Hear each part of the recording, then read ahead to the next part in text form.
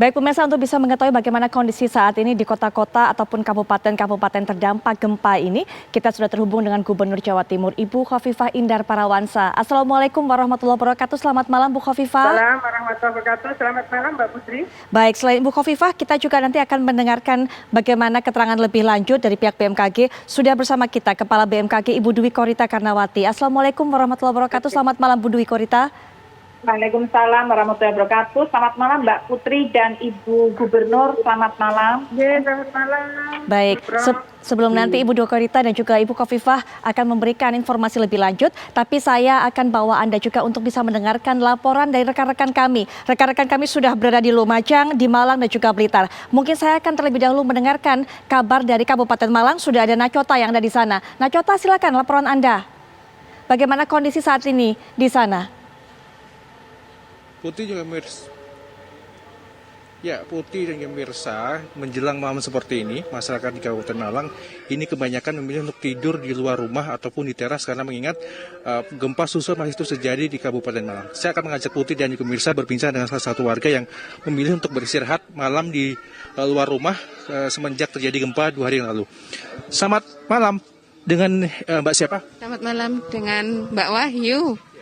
Mbak Wahyu, ini kalau boleh tahu memilih Mbak Wahyu dan keluarga tidur di luar rumah atau di teras rumah ini kenapa, Mbak? Ya, karena pertama takut gempa susulan, yang kedua rumahnya sudah tidak layak huni, begitu. Jadi memilih untuk keluarga dan Mbak Wahyu untuk tidur di tempat yang sekiranya lebih aman, Mbak ya? Iya, betul. Nah, Mbak Putri, tadi pagi kita sempat merasakan di Kabupaten Malang gempa susulan magnitudo 5. Ini apa yang dirasakan atau kekhawatiran apa, Mbak? Ya, takut rumahnya roboh, soalnya sudah parah rumahnya itu. Jadi takut aja roboh, terus takut ada yang luka atau gimana gitu. Sejauh ini dari pihak pemerintah setempat sudah menghimbau untuk mengungsi, misal atau sudah ada pengungsian atau seperti apa, Mbak? Untuk saat ini belum ada pengungsian, cuma sudah dapat bantuan dari kecamatan, dari tadi ada Bu Gubernur Khofifah, terus sudah didirikan dapur-dapur umum di beberapa tempat, kayak di balai desa, di rumahnya Kepala Kasun, terus di daerah yang terdampak lebih parah gitu. Nah, ini akan sampai kapan tidur di luar rumah? Apakah menunggu sampai nanti kemudian kondisi kondusif atau seperti apa, Mbak, nanti? Ya, sampai rumahnya diperbaiki. Kalau rumahnya belum diperbaiki kan mau tidur di dalam rumah takut. Soalnya mau kayak plafon atapnya itu mau jatuh semua gitu. Rumah Mbak Wahyu salah satu rumah yang cukup parah, Mbak ya. Ini sudah ada pemberitahuan kan nanti apakah akan direlokasi atau diambrukkan atau bagaimana, Mbak? Ya, lihat dari pemerintah saja nunggu dapat bantuan. Iya. Ini kemudian nanti harapan ke depan pasti akan lebih baik, Mbak. Mungkin ada doa lagi, Mbak, ini menjelang kita sebentar lagi Lebaran, puasa maksud saya. Ini ada doa apa, Mbak, mungkin nantinya? Ya, semoga tidak ada bencana lagi. Terus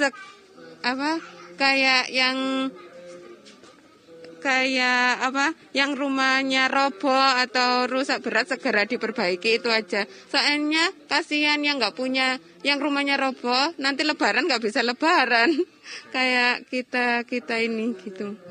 Baik, terima kasih Mbak Wahyu. Kita harapkan nanti tidak ada gempa susulan, kemudian bisa menuju ke puasa lebih damai dan juga lebih aman, Mbak ya.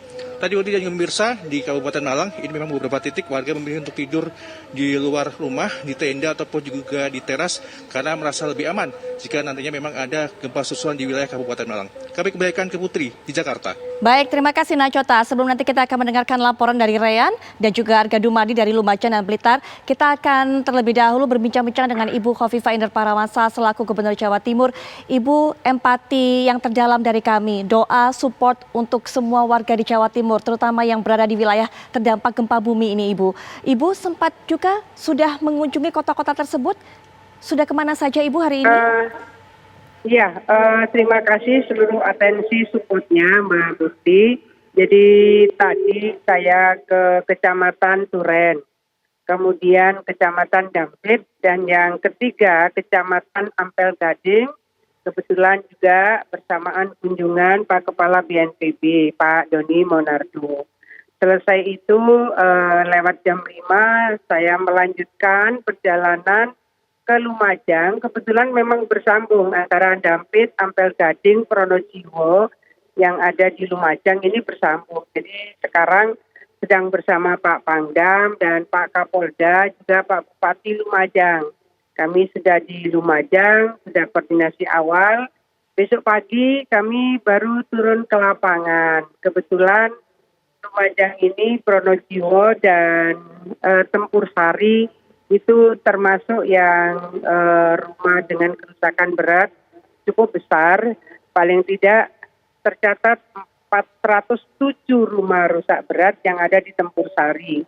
Dan sebagian besar ada di desa Tempurrejo. Jadi besok insya Allah saya ke Tempurrejo.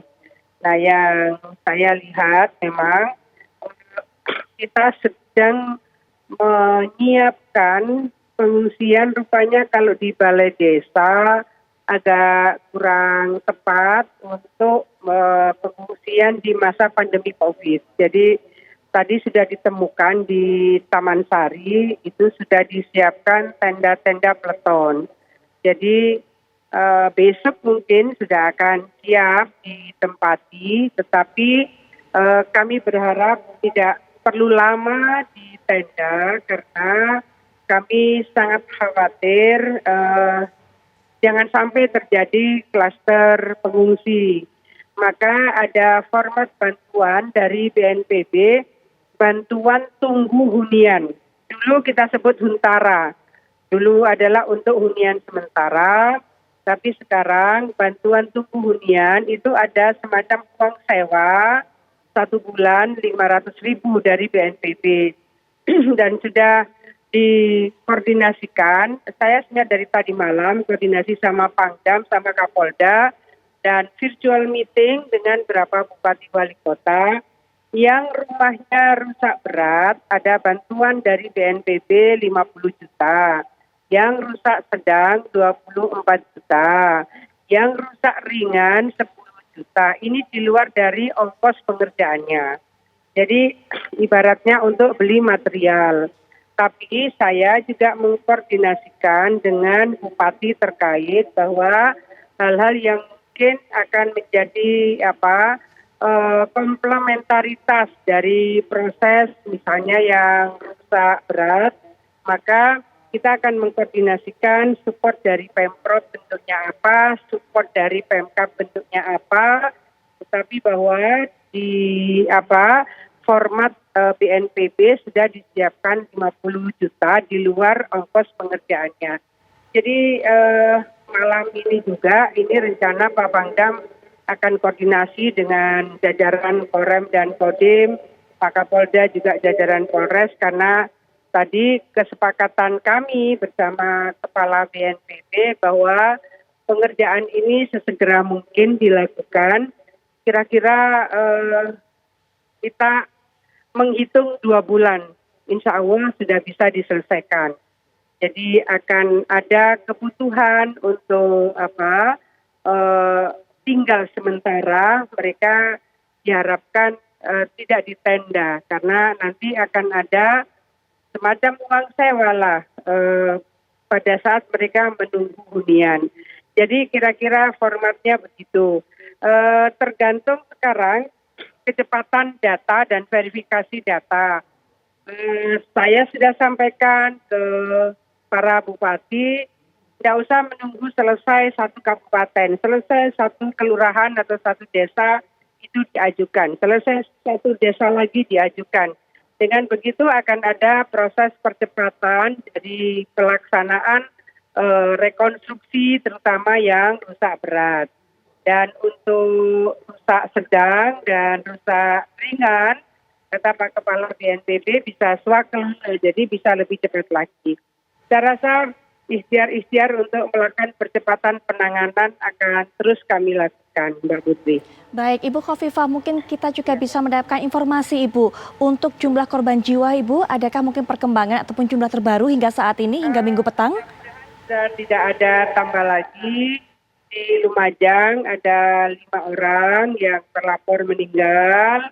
Di Malang ada 3 orang yang terlapor meninggal. Yang di Malang 3 orang tadi saya sudah menyampaikan uang santunan kematian dari Pemprov, dan besok yang di Lumajang kami juga akan sampaikan.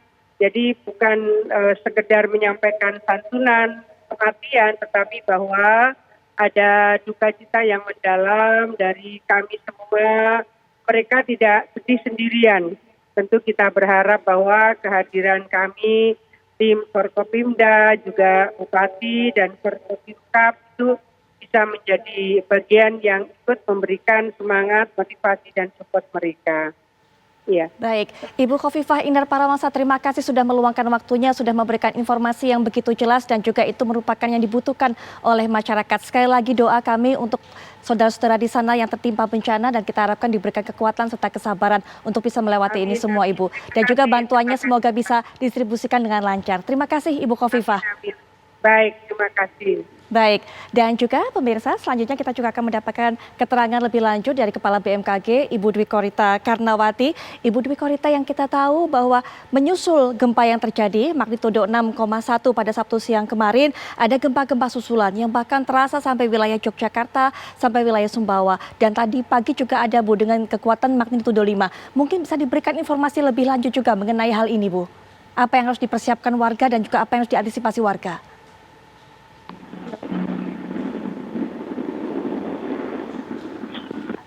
Ibu Dwi Korita, bisa mendengar saya? Ya. Baik. Ya, saya tidak mendengar yang Mbak ucapkan sebelumnya. Baik, Maaf. baik, nggak apa-apa Ibu. Ibu, yang kita tahu bahwa ada gempa susulan, termasuk yang terjadi pada Minggu pagi tadi. Dan gempa ini bahkan dirasakan oleh warga yang ada di Jawa Tengah, termasuk di Yogyakarta. Mungkin Ibu bisa berikan prediksi bagaimana ini ke depannya, termasuk apa yang harus dipersiapkan dan diantisipasi oleh warga, Ibu. Silakan. Baik, terima kasih. Jadi sejak kemarin gempa yang pertama hingga hari ini pukul 14 waktu Indonesia Barat, total terjadi 10 kali gempa susulan, magnitudonya sebagian besar kurang dari 5, yaitu antara 2,8 sampai kurang dari 5, kecuali yang tadi pagi itu 1 kali mencapai 5,3. Jadi ini dirasakan ya, artinya yang 5,3 ini. Nah, namun melihat tren data gempa susulan yang ini relatif lambat ya, dalam 1 hari baru terjadi 10 kali. Biasanya itu sudah lebih dari itu. Maka nampaknya ada kecenderungan gempa susulan ini semakin meluruh. Semoga saja semakin meluruh dan menjadi stabil atau aman kembali. Salah satu sebab diantaranya adalah gempa ini kekuatannya juga 6,1 ya, tetapi pusat gempanya cukup dalam, yaitu 80 km. Dan faktanya memang gempa susulannya tidak berkembang sesering gempa-gempa yang pernah terjadi seperti di Lombok atau di Palu. Jadi semoga saja segera stabil kembali. Dan apa yang perlu diantisipasi ke depannya, saat ini bagi warga masyarakat yang rumahnya sudah tidak layak huni, sudah retak, miring, sudah tepat kalau tidak kembali lagi ke rumah tersebut, mencari tempat yang lebih aman. Kemudian karena Jawa Timur ini masih mungkin untuk mengalami hujan, dan kemarin telah mengalami gempa bumi, ada kemungkinan lereng-lereng gunung, lereng batuan juga semakin rapuh, dan apabila turun hujan yang sedang intensitasnya sampai lebat, dikhawatirkan masih bisa terjadi longsoran atau banjir bandang.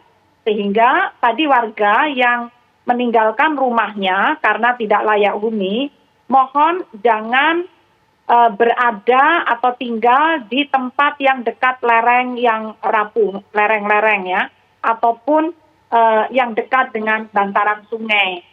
Dan selanjutnya, bagi siapapun ya, warga atau pengunjung yang kebetulan sedang berada di pesisir, apabila sewaktu-waktu merasakan goyangan gempa bumi, mohon segera saja menjauh dari pesisir pantai ataupun dari sungai. Untuk bagian dari langkah kewaspadaan, berjaga-jaga apabila seandainya sewaktu-waktu terjadi gempa bumi yang dapat menimbulkan tsunami.